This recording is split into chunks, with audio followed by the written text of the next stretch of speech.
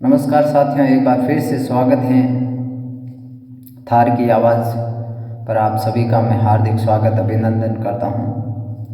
आज मैं इस वीडियो में बात करूंगा बाड़मेर जैसलमेर की लोकसभा सीट का जो समीकरण है। दो ऐसी विधानसभा हैं जिसको लेकर के चर्चा करूंगा, क्या रह सकता है वहाँ का समीकरण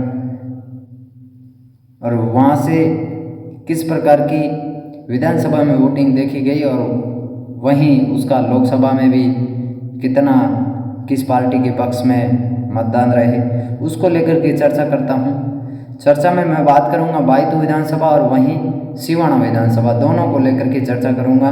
बहुत इंटरेस्टिंग चीज़ बताऊंगा इस दोनों विधानसभाओं से।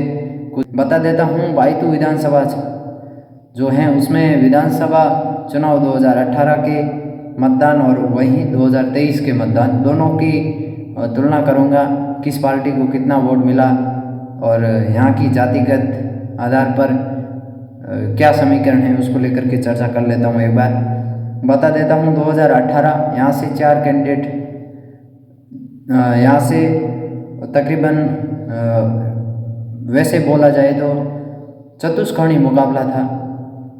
ऐसी स्थितियाँ चारों के पक्ष की बनी हुई थी। वहाँ से एक उम्मीदवार थे हरी चौधरी और उनके सामने थे उम्मीदवार राम बेनीवाल जो आरएलपी से थे और हरी चौधरी कांग्रेस से, और उनके सामने बीजेपी से कैलाश चौधरी जो बायतू से विधानसभा चुनाव लड़े थे 2018 में, और किशोर सिंह कानोड़ बहुजन समाज पार्टी से चुनाव लड़े थे यहाँ से बायतू विधानसभा क्षेत्र से। और उसमें से किस उम्मीदवार के पक्ष में कितने वोट पड़े।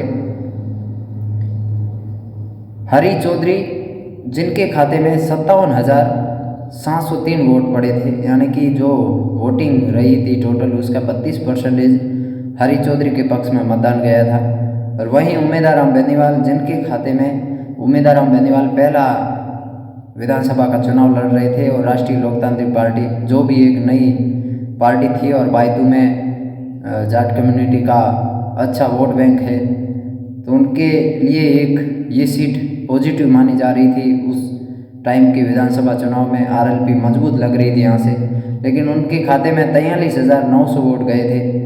24.30% मतदान यहाँ से जो कुल मतदान हुआ था उसका उम्मीदवार बेनीवाल के पक्ष में गया था। तो वहीं भारतीय जनता पार्टी जिनके उम्मीदवार थे कैलाश चौधरी जिनके खाते में गए थे 39,392 वोट, टोटल वोट का 21% मतदान कैलाश चौधरी के पक्ष में हुआ था। वहीं एक बहुजन समाज पार्टी से उम्मीदवार थे किशोर सिंह कानोड़ जिनके खाते में 27,677 वोट गए थे, जो टोटल वोटिंग का 15% मतदान किशोर सिंह ने हासिल किया था। और यहाँ से चतुष्कोणीय मुकाबला बना दिया था। किसी उम्मीदवार का ऐसा गणित भी पहले नहीं निकाल सके कौन जीत सकता है। उस चुनाव में हरी चौधरी ने जीत हासिल की थी। वैसे बता देता हूँ, जो 2018 का चुनाव इस प्रकार से रहा था और उसमें से 2023 का जो चुनाव था उसमें हरी चौधरी वही कांग्रेस पार्टी से स्वयं कैंडिडेट थे और उनके सामने आरएलपी से उम्मीदवार बेनीवाल एक बार फिर मैदान में आए। फिर टिकट उन्हीं के नाम से हुई थी, आरएलपी से हुए थे।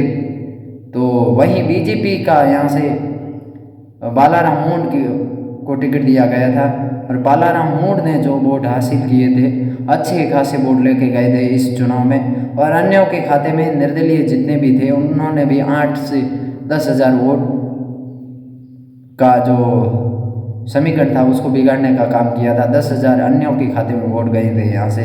तो मैं बता दूँ, हरी चौधरी जिनके खाते में इस बायतू में जो 2023 का विधानसभा चुनाव था उसमें 76,821 वोट मिले थे। तो वहीं उम्मीदवार राम बेनीवाल 910 वोटों के करीब हारे थे उम्मीदवार, लेकिन अच्छा वोट कन्वर्ट किया था उन्होंने अपने पक्ष में। उम्मीदवार राम बेनीवाल जो राष्ट्रीय लोकतांत्रिक पार्टी के उम्मीदवार थे और उनका चंद्रशेखर आज़ाद दल उनका आज़ाद दल है उनके साथ गठबंधन हुआ था SC ST के वोट बैंक को राष्ट्रीय लोकतांत्रिक पार्टी चाही थी अपने तरफ कन्वर्ट करने के लिए। और वहीं बात कर लेता हूँ बालाराम मून, जिनके पक्ष में मूल OBC के 51,720 वोट गए थे। तो यहाँ से बालाराम मून के खाते में 51,720 वोट गए थे। अब मैं दोनों विधानसभाओं का जो गणित है उसको निकाल करके बता देता हूँ। यहाँ से उम्मीदवार बेनीवाल को कितने वोट मिल सकते हैं और कितने वोट कैला चौधरी को मिल सकते हैं और कितने वोट रविंद्र सिंह भाटी को, जो लोकसभा का चुनाव है लड़े है 2024 का, उसका मैं बता देता हूँ। बायतू से क्या रह सकता है समीकरण। बायतू से यहाँ से उम्मीदवार बेनीवाल को जो हरी चौधरी ने 76,821 वोट हासिल किए थे उसमें से 30% वोट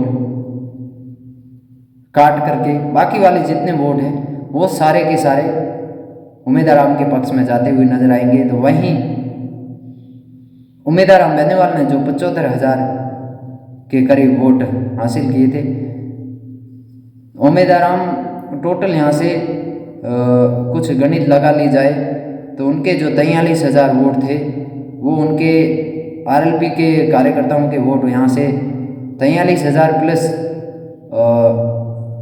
76,000 टोटल होता है 1,10,000 1,15,000 के करीब वोट यहाँ से उम्मीदवार हम लेके जा सकते हैं। तो वहीं बात कर लेता हूँ रविंद्र सिंह भाटी की।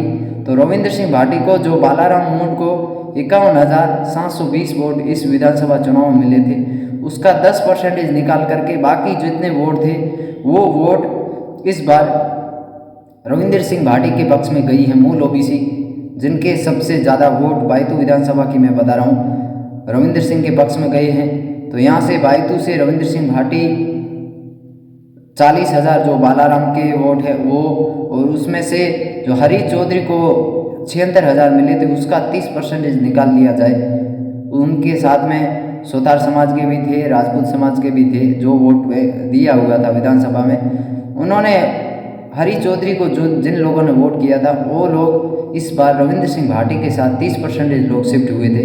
तो यहाँ से तकरीबन ये अनुमान निकाला जा रहा है रविंद्र सिंह भाटी 60,000 से प्लस वोट यहाँ से बायतू विधानसभा क्षेत्र से लेके जाते हुए नजर आएंगे। तो वहीं बात कर लेता हूँ कैला चौधरी की। कैला चौधरी को यहाँ से 20 से 25,000 के करीब ही वोट मिलेंगे। इससे ज़्यादा वोट यहाँ से कैला चौधरी को नहीं मिलने वाले हैं, क्योंकि कैला चौधरी को मूल OBC के मतदाताओं ने वोट बहुत ही कम ही मात्रा में किया है। मूल OBC का रविंद्र सिंह भाटी के साथ ज़्यादा झुकाव देखा हमने बायतू विधानसभा से। अब मैं